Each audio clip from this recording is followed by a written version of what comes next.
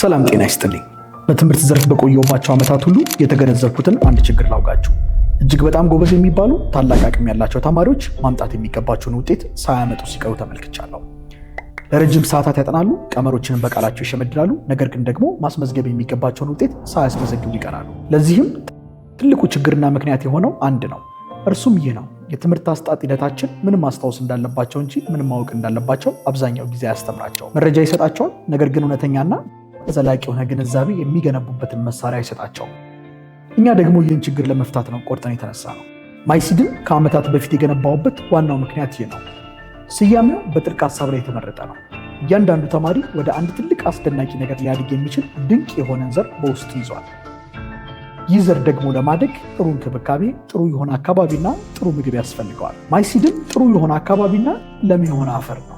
እኛ ተጨማሪ የማጠናከሪያ ትምህርት አሊያም ደግሞ ቲቶር ብቻ የምንሰጥ ሳይሆን ይልቁኑ ለተማሪዎች ተብሎ የተገነባ ስነ ምህዳር አሊያም ኢኮሲስተም ነው። እንግዲህ ይህንን እንዴት እናደርጋለን? አጠቃላይ የአሰራር ዘዴያችን በሶስት ዋና ዋና ክፍሎች ላይ የተመሰረተ ነው። አንደኛ ምቹ አካባቢ መፍጠር ነው። ተማሪው ትኩረቱን ሊወስዱና ዲስትራክት ሊያደርጉት ከሚችሉት ነገሮች በመነጠል በትምህርቱ ላይ ውጤታማ እንዲሆን ማገዝ ነው። ለዚህም ነው ማይሲድ ተማሪዎች የሚያጠኑበትና የሚኖሩበት ዘመናዊ ተቋም ያዘጋጃል።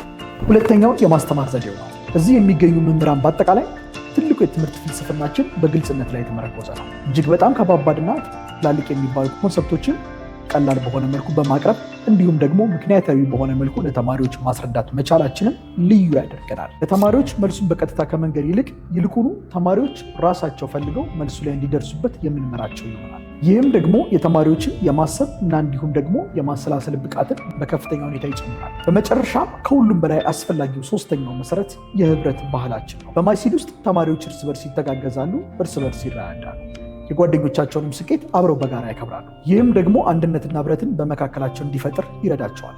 ሀገር በአንድ ተማሪ ብቻ አይገነባም። ትክክለኛውን አካባቢ፣ ትክክለኛውን ዘዴና ትክክለኛውን ህብረት ስናዋሃድ ውጤቱ እጅግ በጣም ድንቅ ይሆናል። እኛ የምናፈራው የተሻለ ውጤት ያላቸውን ተማሪዎች ብቻ አይደለም፣ ይልቁኑ በህይወት ዘመናቸው ሁሉ እጅግ በጣም ስኬታማና ታሪክ ሰሪ የሆኑ ትውልዶችን ነው። የልጅ አቅም ሙሉ በሙሉ አላደገም ብለው የሚያምኑ ከሆነ ስለ አቀራረባችን እንዲያዩ እጋብዞታለሁ። በድረገጻችን እንዲሁም ደግሞ በአካል በመገኘት ተቋማችንን እንዲጎበኙ ከወዲሁ ጥሪ አድርግላቸዋለሁ። ማይሲድ ኢት ኢዝ ዘ በርዝ ፕሌስ ኦፍ ሂስትሪ ሜከር።